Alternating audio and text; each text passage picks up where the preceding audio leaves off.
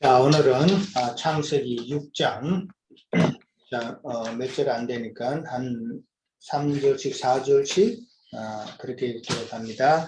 자, 오자매님부터 먼저 시작하시죠. 사람이 땅 위에 번성하기 시작할 때 그들에게서 딸들이 나니 하나님의 아들들이 사람의 딸들의 아름다움을 보고 자기들의 좋아하는 모든 여자를 아내로 삼는지라.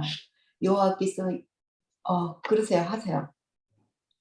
여호와께서 이르시되 나의 영이 영원히 사람과 함께 하지 아니하리니 이는 그들이 육신이 됨이라. 그러나 그들의 날은 120년이 되리라 하시니라. 당시에 땅에는 네피림이 있었고 그 후에도 하나님의 아들들이 사람의 딸들에게로 들어와 자식을 낳았으니 그들은 영사라 고대의 명성이 있는 사람들이었더라. 여호와께서 사람의 죄악이 세상에 가득함과 그의 마음으로 생각하는 모든 계획이 항상 악할 뿐임을 보시고 땅 위에 사람 지으심을 한탄하사 마음에 근심하시고 이르시되 내가 창조한 사람을 내가 지면에서 쓸어버리되 사람으로부터 가축과 기는 것과 공중의 새까지 그리하리니 이는 내가 그것들을 지었음을 한탄함이라 하시니라. 그러나 노아는 여호와께 은혜를 입었더라. 이것이 노아의 족보니라. 노아는 의인이요 당대의 완전한 자라. 그는 하나님과 동행하였으며 세 아들을 낳았으니 셈과 함과 야벳이라. 그때 온 땅에 하나님 앞에 부패하여 타협하니 땅에 가득한지라. 하나님이 보신즉 땅이 부패하였으니 이는 땅에서 모든 들려 있는 자의 행위가 부패함이었더라. 하나님이 노아에게 이르시되 모든 들려 있는 자의 포악함이 땅에 가득함으로 그 끝날이 내 앞에 이르렀으니 내가 그들을 땅과 함께 멸하리라. 너는 고패를 나무로 너를 위하여 방주를 만들되 그 안에 칸들을 막고 욕창을 그 안팎에 치라. 네가 만들 방주는 이러하니 그 길이는 300규빗, 너비는 50규빗, 높이는 30규빗이라. 그게 창을 내되 위에서부터 한 규빗 내고 그 문은 옆으로 내고 상중하 3층으로 할지니라. 내가 홍수를 땅에 일으켜 무릇 생명의 기운이 있는 모든 육체를 천하에서 멸절하니 땅에 있는 것들이 다 죽으리라. 그러나 노아는 내가 내 언약을 세우리니 너는 내 아들들과 내 아내와 내 며느리들과 함께 그 방주로 들어가고 혈육 있는 모든 생물을 너는 각기 암소 한 쌍씩 방주로 이끌어들여 너와 함께 생명을 보존하게 하되 새가 그 종류대로 가축이 그 종류대로 땅에 기는 모든 것이 그 종류대로 각기 둘씩 내게로 나오리니 그 생명을 보존하게 하라. 너는 먹을 모든 양식을 내게로 가져다가 저축하라. 이것이 너와 그들의 먹을 것이 되리라. 노아가 그와 같이 하여 하나님이 자기에게 명하신 대로 다 진행하였더라. 네. 자, 우리가 잘 아는 그 노아의 그 홍수 사건, 오늘 읽은 6장은 주로 어떤 내용이에요? 하나님께서 홍수를 통해서 심판하시기 전에 심판하실 이유에 대해서 이제 말씀을 하셨죠. 사람의 죄악이 항상 악하다 그랬어요. 그래서 하나님께서 도저히 안 되겠다 해서 이제 홍수 심판을 노아를 통해서 하시는데 이제 그 원인을 먼저 설명을 해놓고 있어요. 그러고 난 다음에 하나님께서 노아에게 이제 방주 짓는 준비를 하게 하셨죠. 방주 짓는 준비를 하셨고 방주의 그 규격하고 그 다음에 어떻게 낸다는 그 아웃라인만 그렇게 나와 있습니다. 자, 오늘은 이제 6장 한 장을 가능한 이제 다 끝내려고 하기 때문에 서론 없이 바로 이제 빨리빨리 진행하도록 합니다. 자, 1절에 보면은 사람이 땅 위에 번성하기 시작할 때에 그들에게 딸들이 났다라고 그랬습니다. 자, 이 말은 어떻게 이해를 할까요? 사람이 땅 위에 번성했다는 것은 지금 이 당시 인류학적으로 사람이 인구가 많이 늘었다 이렇게 이해를 하면 될까요? 사람도 늘었지만 네. 신앙적인 뜻으로 보면은 이 사람들이 물론 아들, 딸들은 낳겠지만 이 딸들이라는 것은 신앙심령이 완전히 영을 모르는 그런 자들의 네, 이제 번성을 했다는 그런 말. 그렇죠. 예. 땅에 가득했다. 예, 사람이 땅 위에 번성하기 시작할 때 이게 인류학적으로 사람이 막 인구가 갑자기 늘었다는 그런 의미보다는 지난번에 늘 이야기하지만 성경을 문자적으로 보면은 이게 인류학적인 뭐 내용을 다루는 책도 아니고 후속사적인 관점에서 이제 우리가 봐야 된다고 그랬죠. 그러니까 사람이 땅에서 번성했다는 것은 셋의 그 후손들로 인한 그들의 말씀을 가진 자들이죠. 오늘 보면 이제 하나님의 아들들이라는 표현이 나왔어요. 그들로 통해서 그들의 전도로 통해서 많은 믿는 자가 생겨났다라는 그런 의미란 말이에요. 사람이 이렇게 번성하기 시작했다.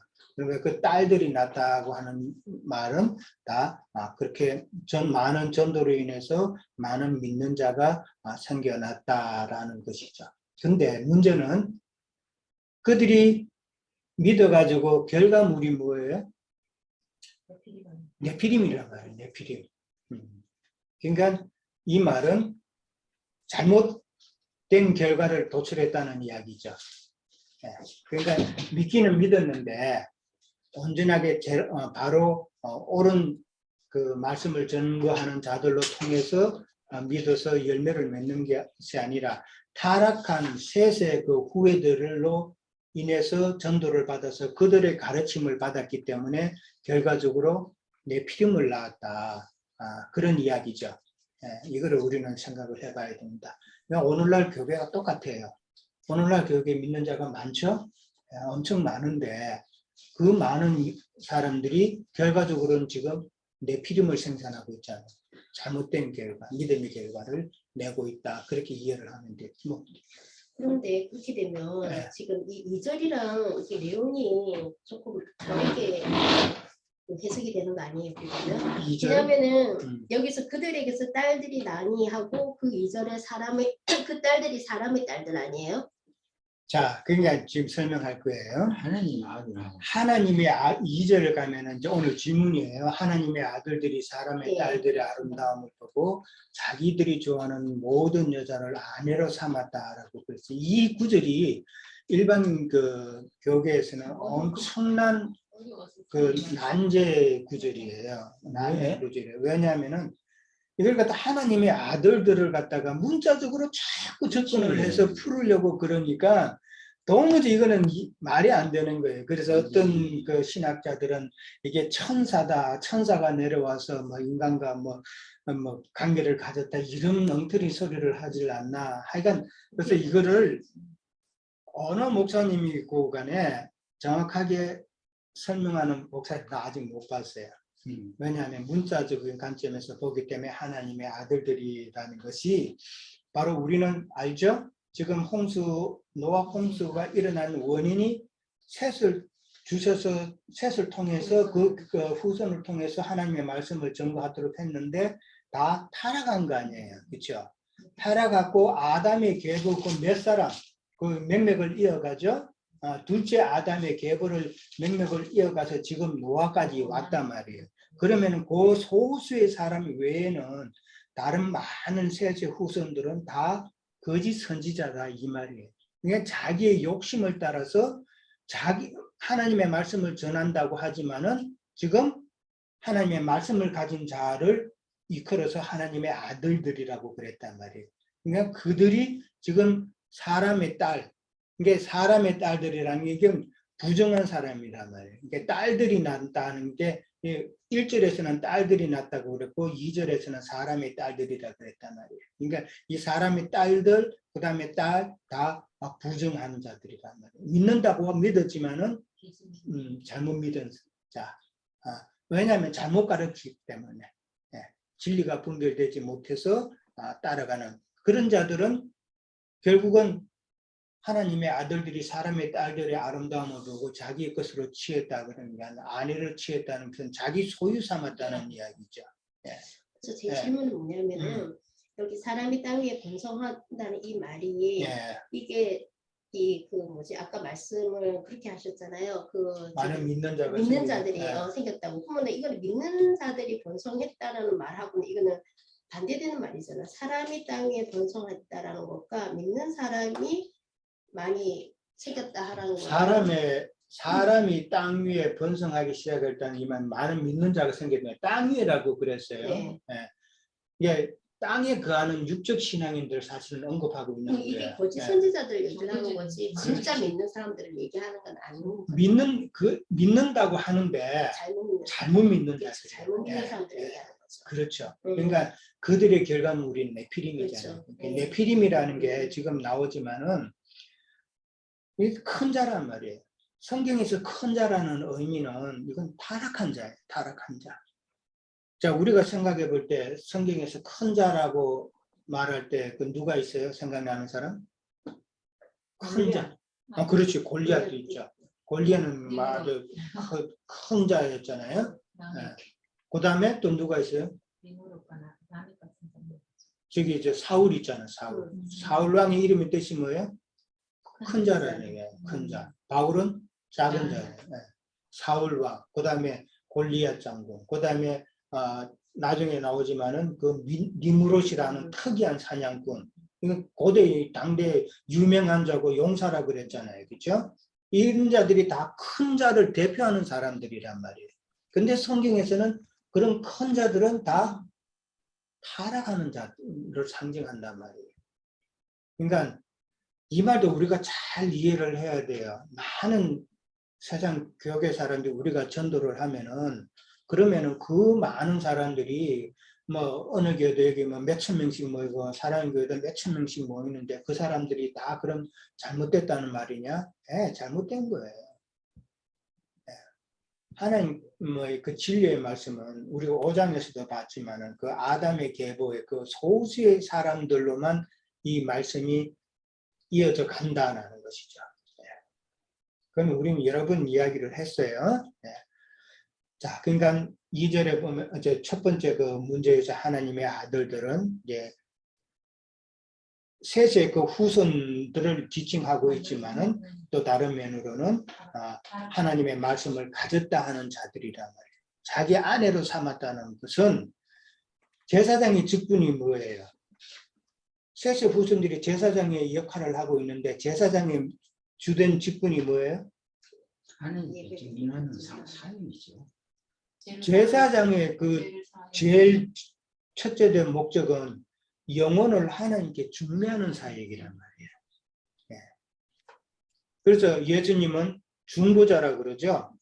대제사장 되신 예수님은 우리의 중보자란 말이에요. 중보자라는 것은 하나님께로 중매하는 자라는 이 말이에요. 그냥 제사장의 직분은 제사장이 하나님 앞에 나와서 내가 죄를 지었습니다. 잘못했습니다 하면은 그 속죄한 회개한 영혼을 하나님께로 중매해서 하나님의 소유가 되게끔 하는 것이 제사장의 역할이란 말이에요. 오늘날 많은 교회에 그 목사님들이 있지만 목사님들의 그 주 목적은 하나님의 어린 영혼들을 다 하나님께로 중매해야 되는데 지금 다 자기 소유로 삼는단 말이에요. 세상 교회 목사님들이 어느 교회 임지를 가잖아요. 임지 가면 제일 먼저 하는 일이 뭔지 알아요? 장로님 중에 자기 사람 만드는 게 제일 먼저예요. 왜? 그래야 자기가 그 교회에서 편하게 목회하잖아요. 그게 암암리의 목회학의 기본 원칙이에요. 예.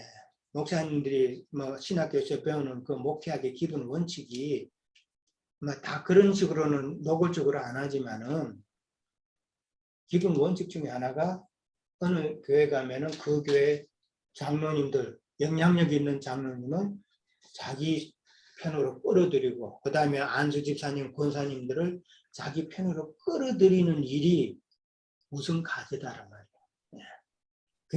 그것이 바로 지금 2절에 나오는 하나님의 아들들이 지금 자기 사람의 딸들을 갖다가 자기 아내로 삼는 그런 행위란 말이에요.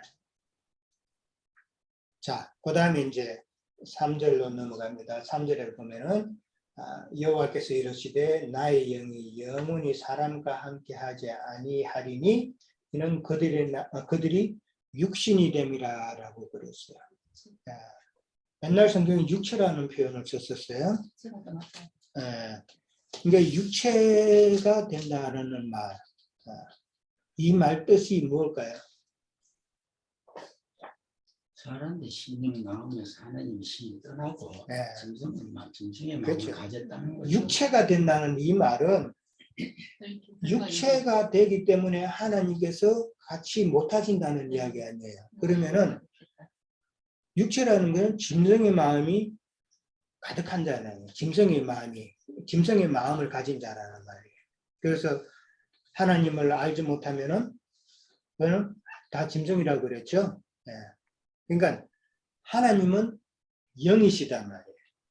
하나님은 영이시고 거룩하신 분인데 짐승의 마음으로 가득 찬 자의 그 마음에 하나님께서 같이 하실 수가 있다 없다?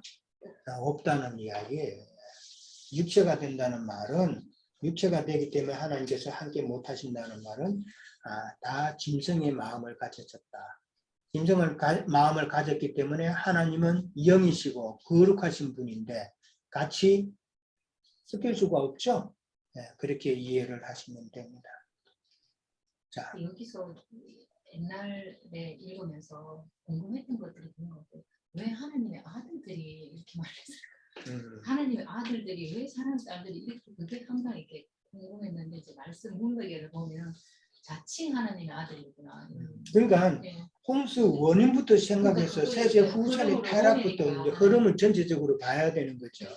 근데 요 문맥만 요 한 구절만 가지고 이걸 갖다가 자꾸 그 해석하려고 억지로 해석하려면 힘들죠. 나는 금방 구분이 되는데 하나님 딸, 사람의 딸이 일단은 두 가지잖아. 그렇죠. 그 하나님의 딸로는 진정한 진리의 말씀을 따르고 말을 전하는 자고 사람은 이 세속화된 사람들이 그 중에는 진리의 말씀을 따른 사람도 있고 가라지도 있으니까 그러니까 세상의 물들은 가라지를 따지는 그 딸들 아니에요. 아는데 왜 하나님의 아들들이라 해놨으니까 하나님의 아들들이 그 분별력이 없었을까 이렇게 그러니까 그렇게 읽게 되잖아요. 그래서 하면 이게 안 풀리는데 근데 이제 그 어쨌든 그 당시에 하나님의 아들들이 타락하는 것은 그 문맥상 그 보니까 그 단어 사용을 네. 하나님의 아들들이니까 하나님은 무조건 거룩하다 하신 분인데 그 아들이니까 뭐 그렇게 그리고 이게 영적인 죄악이 가득한 마음을 세상에서 안 가지고 들어가면 전부 없는 그렇죠. 네. 그러니까 형님 방금 말씀하셨으니까 성경을 보는 관점이 영적인 관점을 갖다 대고 읽으면은 이해가 될 수 있는 부분이 그걸 갖다가 자꾸 문자적으로 어문의 말씀으로만 자꾸 적용을 해서 풀려고 그러면 도무지가 안 풀리죠. 그게 어디 한두 가지예요. 자, 그 다음에 근데 이제 그들이 육체가 되기 때문에 하나님이 함께 하시지 못한다라고 되어 있죠. 그런데 3절에 보면은 중요한 단어가 하나 있죠. 그러나라고 되어 있어요. 그러나. 그러나 그들의 날은 120년이 되리라. 이것도 참 어려운 말이에요. 여기서 120년이라는 게 도대체 뭔가. 이게 정말 세상 교회 사람들 몰라요, 이거. 그러나 그들의 날은 120년이 되리라 그랬단 말이에요. 그러니까 육체가 되기 때문에 하나님이 영이 임하지 못하는데 그러나 그들의 날은 120년이 된다는 말은 120년이 지나면은 뭐래요? 하나님의 영이 임한다는 거죠. 그렇죠? 120년이 지나고 난 이후에는 하나님의 영이 사람에게 임할 수 있다는 이 이야기잖아요. 이걸 기억을 하셔야 돼요. 이걸 먼저 딱 기억을 하세요. 그러면은 그게 무슨 말인가? 자, 120이라는 이 숫자가 12가 완전수잖아요. 그렇죠? 완성수죠? 완성수에 이제 10배를 곱한 건데 120년은 모세의 수명이 120년이에요. 모세는 구약을 대표하는 인물이죠. 이해돼요? 네. 구약을 대표하는 인물이 모세단 말이에요. 그러면은 이 120이라는 숫자가 구약 전체를 두고 하는 이야기다. 그런 의미가 되겠죠. 그렇죠? 그러면은 구약이 끝나고 예수님이 오셔서 신약이 되면은 예수님께서 그 영으로 다시 오셔서 우리의 심령에 오시죠. 그렇죠? 그 이야기란 말이에요, 지금. 이 이야기란 말이에요, 지금. 그러니까 구약이 끝나서 신약이 돼서 예수님께서 그 영으로 우리의 심령에 오시는 것을 지금 이야기하고 있다라는 것이죠. 자, 요엘서 사도행전 2장 17절에도 보면은 그 요엘 선지자의 그 말씀을 이제 인용한 거 있는데 요엘서 바로 갑니다. 요엘서 2장 28절.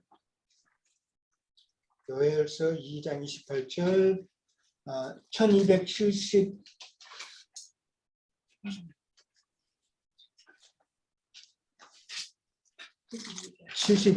1272페이지쯤에 있어요.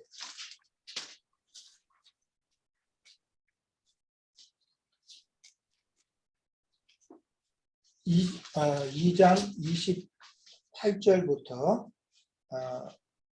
읽습니다. 32절까지 다 들어갑니다. 찾으셨죠? 요엘 1272.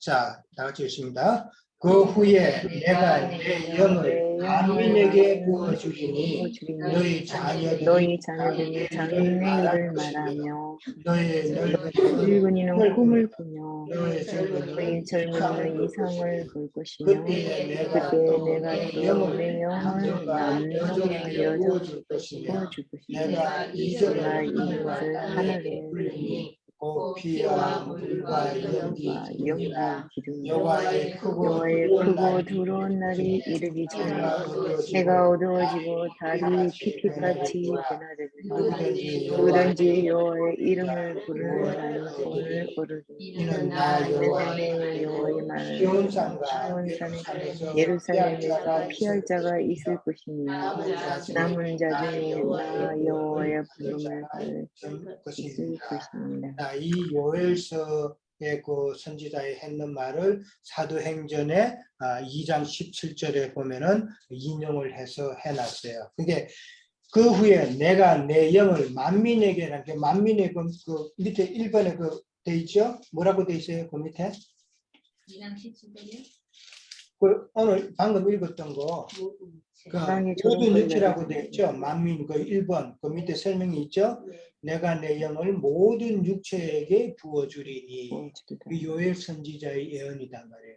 이 요엘 선지자의 예언이 바로 예수 그리스도께서 죽고 장사되어서 그 영으로 오셔서 모든 육체에게 임하실 것이라는 것을 요엘 선지자가 미리 예언을 해놓은 거란 말이에요. 이해됐죠? 예. 그러니까 그 예언해 놓은 거 이전에 여기 창세기 그렇죠. 이렇게 나와 있는 거네요. 그러면? 그렇죠. 그러니까 선지자들도 말씀을 어디 그 이전에 그를 가지고 그거를 예언을 하고 이루어질 것이고 신약에 가서는 또 선지자가 했던 말, 구약에 있던 말을 인용해서 사도들이 또 많이 말씀을 또 선포하고 그렇게 했죠. 그러니까 성경은 다 연결이 되어 있다. 그러니까 성경을 갖다가 설교할 때에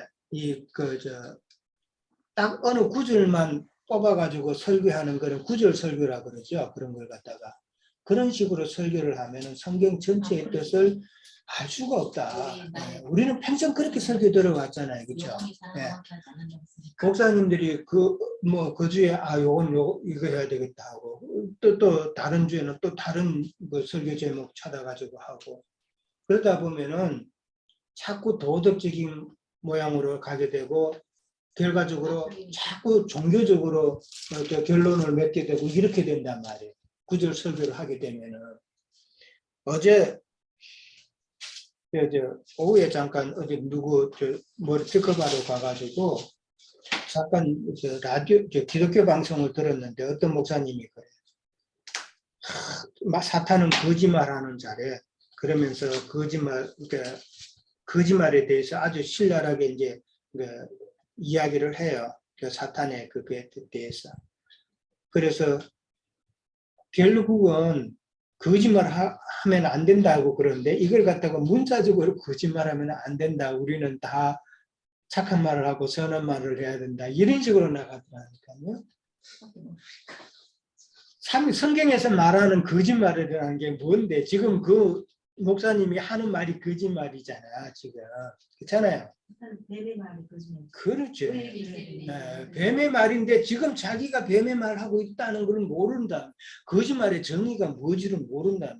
진리 이외에 비진리를 전하는 것이 거짓말인데 성경에서는. 아, 내가 연락 잘 하면은 진짜 메시지라도 남기고 싶더라고요. 그러니까 성경을 참 제대로 깨닫는 게 얼마나 이게 중요한 건지. 도덕적인 교사지. 그렇죠. 근데 이 목사나 신자들이 이걸 찾아 못 내니까 힘들어요. 이걸 어떻게 찾아내냐고. 형제님 예배당 생활 많이 안 하셔서 그런지 몰라. 우리는 다른 건 많이 했잖아요. 저도 예배당 다닐 때 이런 거 가지고 몰라요. 모르지. 예, 몰라요. 무슨 말인지. 자, 그리고 한 가지 120년이라는 게 우리가 이삭에 대해서 다 배웠죠? 이삭이 인자 예수님을 상징하는 인물이었죠. 그렇죠? 그렇죠. 네, 인자 예수님을 상징하는 인물인데 이삭이 이 땅에 와서 60세에 에서와 야곱을 낳았죠. 네. 그리고 이삭이 죽은 나이가 언제인지 아세요 혹시? 20년인가? 아니 180. 180 그렇고 놓고 60. 그러니까 자녀를 놓고 120년의 기간을 살고 180에 죽은 거예요. 그러니까 이삭이 이 땅에 와서 자녀를 낳았다는 것은 이제 영적 생활을 시작했단 말이에요. 이 공생애를 시작했다는 이 말. 지난번에 자녀 낳은 그 설명 제가 들었죠? 네. 몇 세의 자녀를 낳았다는 건 그 사람이 생명이 성숙한 때란 말이에요. 그러니까 지금 60세에 그 야곱을 놓고 요셉과 에서와 놓고 그 다음에 야곱과 놓고 이제 그렇게 시작했다면 공생애를 시작했다 이 말이에요. 그렇죠? 공생애가 몇 년이에요? 10년. 30년, 예수님의 공생은 3년이잖아요. 그렇죠? 30세부터 시작해가지고 3년간의 공생애를 했단 말이에요. 그러니까 예수님의 그 3년의 공생애 기간이 결국은 120년의 완전한 삶이란 말이에요. 이해돼요? 네, 3년을 지금 120년의 완전한 삶으로 우리는 볼 수가 있다는 거예요. 자, 120년의 완전한 삶을 살았다는 것은 어떤 의미에서 구속을 이루었잖아요. 십자가에 못 박힌 걸 가지고 이야기하는 거예요. 십자가에 못 박혀서 완전한 구속을 이루은 것이 예수님의 120년의 완전한 삶이란 말이에요. 예수님 이 땅에 오신 목적이죠. 네. 그러니까 목적을 이룬 삶이 완전한 삶이다. 어떻게 그래요? 30세 그러니까 30세가 아들을 낳았잖아요. 그렇죠? 이삭이 60세에 아들을 놓고 120년을 살고 180에 죽었잖아요. 그렇죠? 60이 그러니까 이삭의 60이 예수님이 공생애 시작하는 30세로 보는 거예요. 그렇죠? 네, 그러고 나서 3년간 공생애를 하셨지만은 그 3년이 이삭으로 따지고 보면 이삭의 120년에 해당되는 기간이다 이 말이죠. 네, 됐죠? 네. 이해돼요? 이해해야죠 뭐. 그거 마치고 다시 설명드릴게요. 저는 외워야 돼. 이해가 안 되는 외워야 돼. 외워서 되는 게 아니에요. 그거는. 믿어라. 아니 절대 그런 거 아니에요.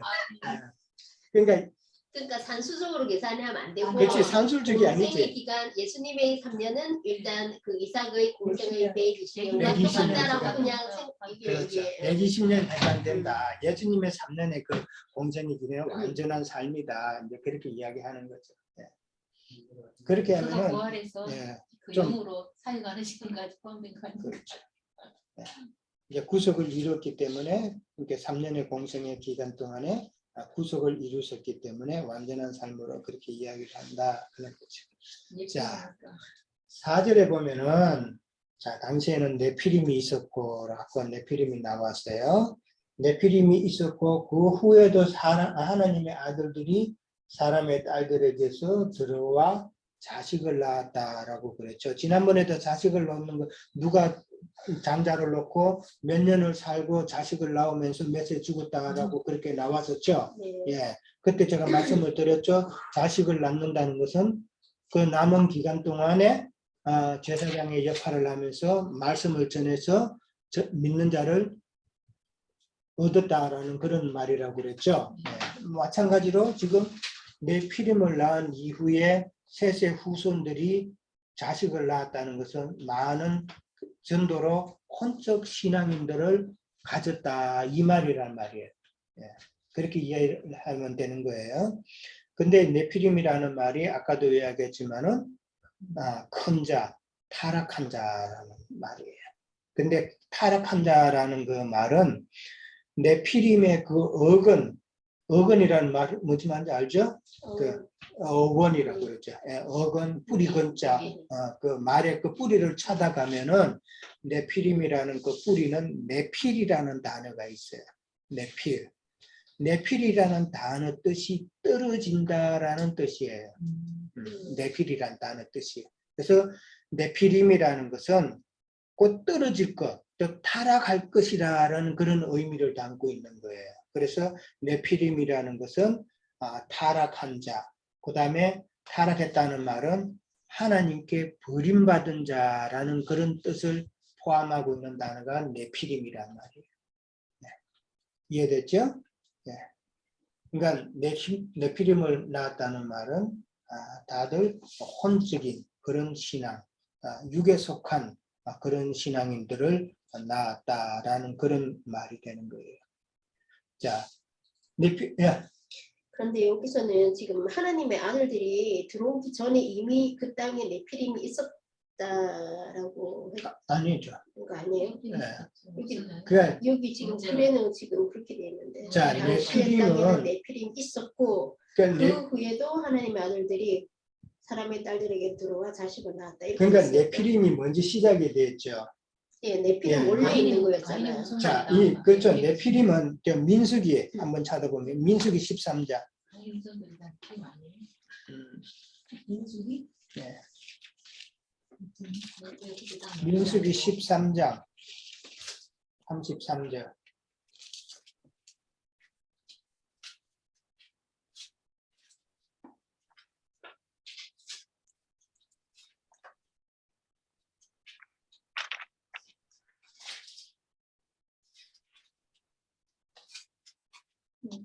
자, 그 나왔죠?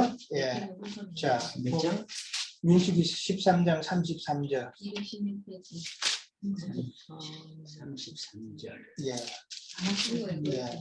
자, 거기서 자 같이요. 거기서 네피림 후손인 아낙 자손의 의인들을 보았나니 우리는 스스로 보기에도 그들이 보기에도 자, 이거는 정탐꾼이 그 가나안 땅에 들어가서 정탐하러 들어갔죠. 네. 예, 정탐하러 들어갔는데 그 땅에는 아낙 자손들이 있었다. 근데 그들은 네피림의 후손이라고 그랬죠. 근데 그들은 진짜 큰 자들이라서 자기네들은 우리 이스라엘 사람들은 메뚜기에 불과하다라고 그렇게 했죠.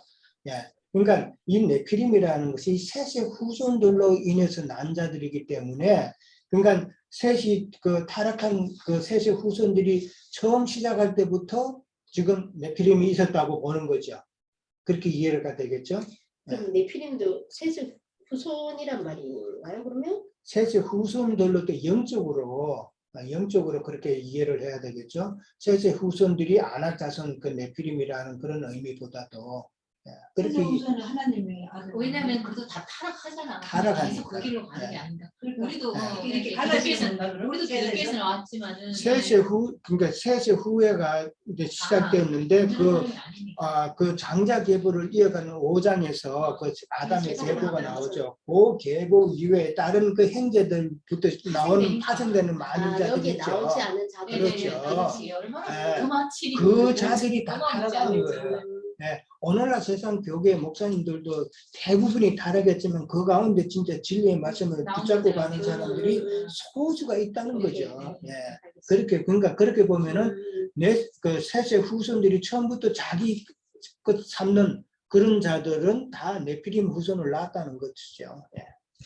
그러면은 이렇게 이해를 하면 되네요. 그러면 그러니까 세세 후손 중에 그 믿는 그러니까 자칭 믿는다라고 하는 사람들은 하나님의 아들들로 표현이 된 거고 아닌 자들은 네피림으로 지금 이렇게 된 거예요. 그러면 타락한 세세 후손들이 예, 전도해가지고 얻었잖아요. 네, 그들을 가지고 네피림이라고 보는 거예요.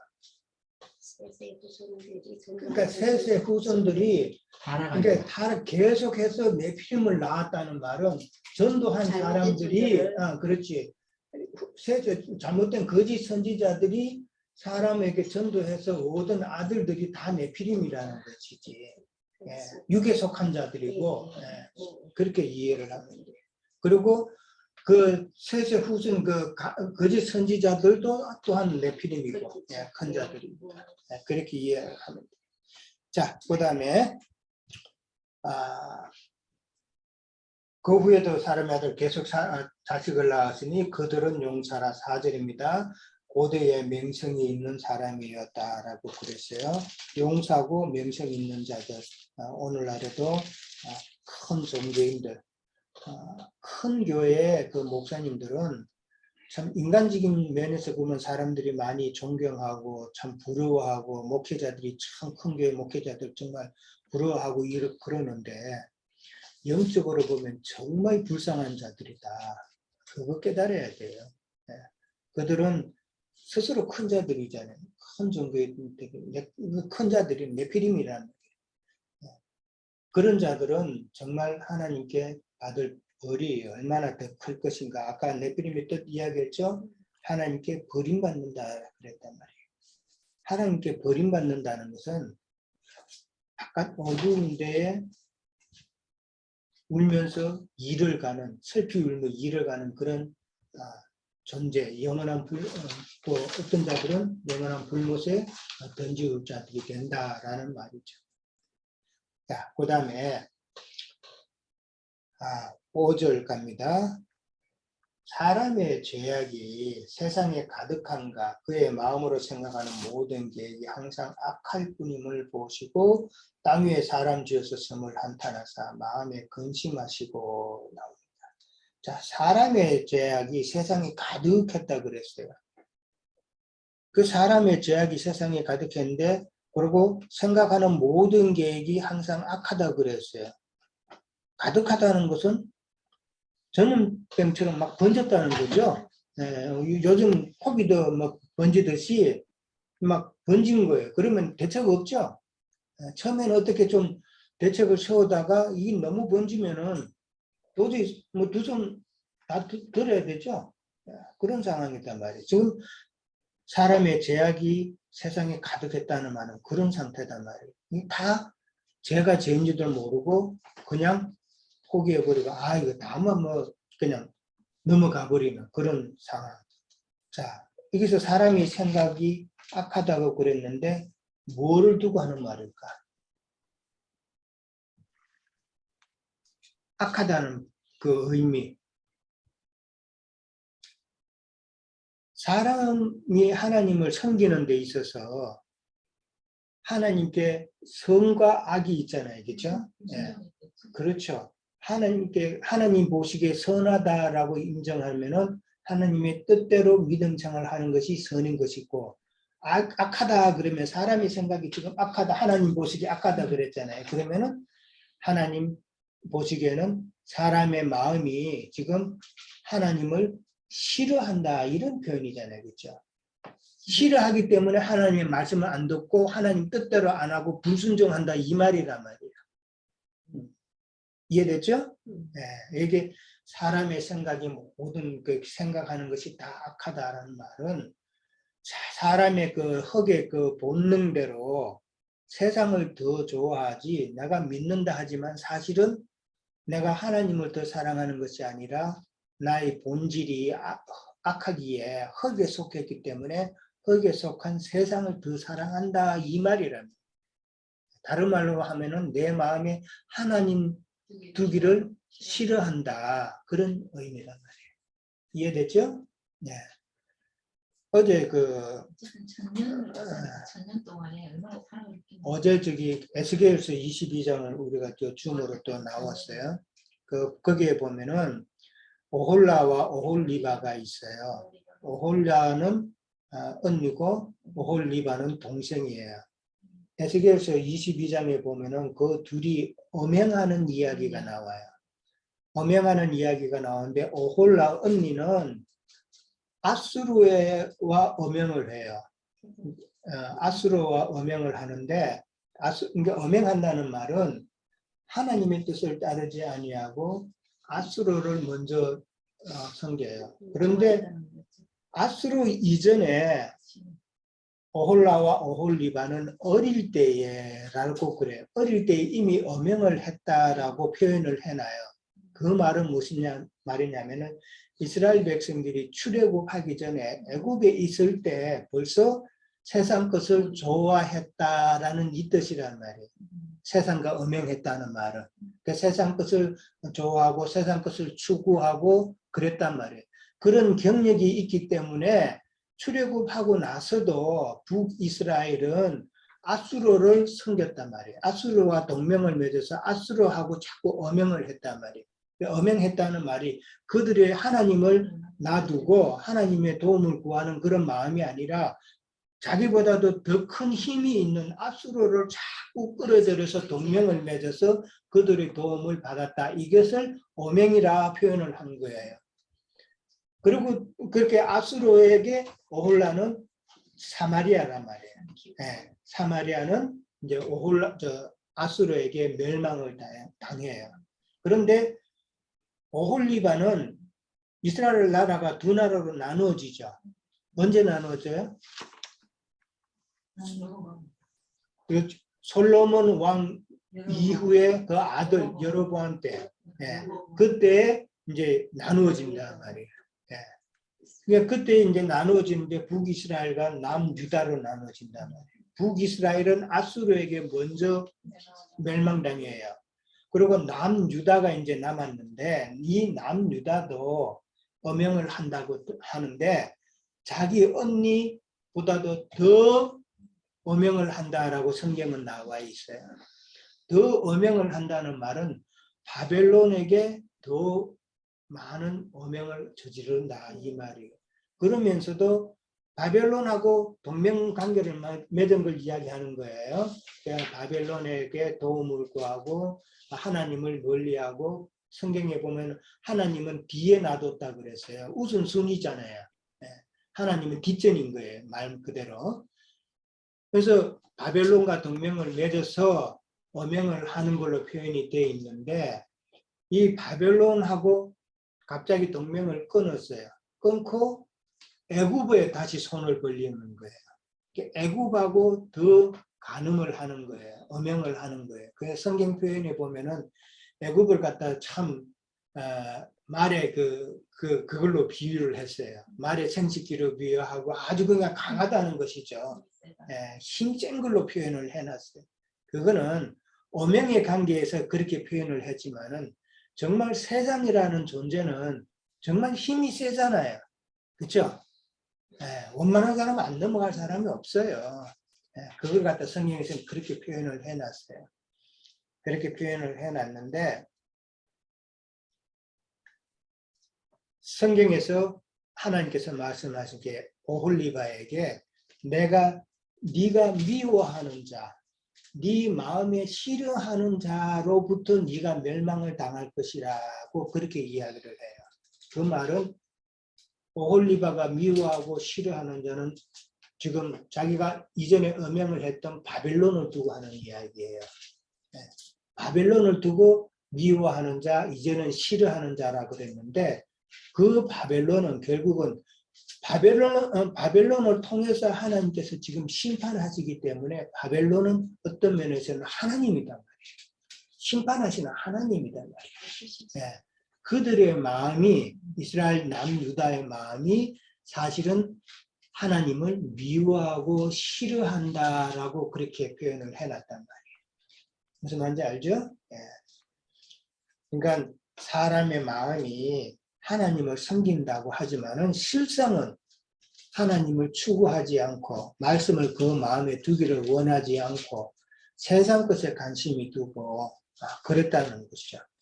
그래서 하나님을 뒷전에 두고 하나님 섬기기를 하나님이 원하는 방법대로 섬기지 아니하고 불순종하고 이러한 것이 하나님 보시기에 다 악하게 보였다는 것이죠. 그래서 하나님께서도 그들을 땅 위에 사람 지음을 한탄했다 그랬어요. 마음에 근심하셨다 그랬어요. 무슨 말인지 아시죠? 땅 위에 사람 지었다는 이 땅 위에 사람은 지금 7절에도 나오지만은 결국은 7절에 보면 뭐라고 되어 있어요? 내가 창조한 사람이라고 되어 있단 말이에요. 창조한 사람이랬는데 창세기 5장 그 앞장에 가면은 1절부터 사람이라는 그 단어가 나왔죠? 사람을 창조했다라고 나와 있단 말이에요. 창세기 5장 1절부터 4절까지 나오는 내가 창조한 사람이라는 이 말은 영적 계보로 통해서 창조한 사람이라고 그랬죠. 그러니까 셋의 후예들이라고 그랬죠. 그러니까 여기서 말한 땅 위의 사람, 그 다음에 7절에 내가 창조한 사람은 셋의 후손들을 두고 하는 이야기란 말이에요. 됐어요? 네. 셋의 후손들을 두고 하는 이야기고 그들을 지면에 썰어버린다 그랬어요. 그러니까 사실은 셋의 후손들뿐만 아니라 가인의 후손들도 다 포함이 되겠죠. 다 연합이 되니까. 그러니까 가인의 후손과 셋의 후손이 대한 모든 사람에 대한 심판이다 말이에요. 결국은 아담의 후손이에요. 그렇죠. 아담은 헐부로 지은 자라는 것을 이해를 해야 돼요. 그러니까 그렇게 그리고 마음에 근심하셨다 그랬어요. 하나님이 세우신 그 셋의 후손들의 그 제사장이 그 셋의 후손들이 악한 영에 지금 사로잡혀서 하나님을 근심하게 했다라는 것이죠. 하나님을 근심하게 했는데 하나님이 한탄하신 그 경우가 한 번 더 있었죠. 언제예요? 안역한 천사가 생겨남으로 하나님이 그때 한 번 더 그런 마음을 가진 거죠. 그래서 그런 마음이 있었기 때문에 이제는 천사로 하나님의 나라를 세우는 것이 아니라 사람 천사를 통해서 사람을 택하시고 구속하셨다는 것이 나쁜 성분을 하나님이 영이 거할 수 있는 조건을 만드시겠다는 거예요. 아까도 이야기했잖아요. 사람이 구속함 받지 않고 회개하지 않으면은 하나님이 영이 들어갈 수 없는 단계잖아요. 그렇죠? 그러니까 구속한다는 말은 회개시키고 구속한다는 말은 하나님이 영이 들어갈 조건을 만드시는 거예요. 이해되죠? 그렇게 해서 하나님께서 그들을 통해서 구속시키시고 하나님 들어갈 수 있는 조건을 만드시고 하나님의 영이 그 사람의 심령과 함께해서 혼의 구원을 계속 사람만 하는 게 아니죠. 그죠? 사실은 하나님의 영이 내 안에서 같이 혼의 구원을 이루어 나간단 말이에요. 그렇게 하셔서 몸의 구속을 이루어서 나중에 치천사로 만들어서 하나님의 유업을 있게 하는 것이 하나님의 뜻인 것이죠. 이런 전체적인 윤곽은 우리는 딱 알고 있어야 돼요. 자, 일단 여기까지 합니다.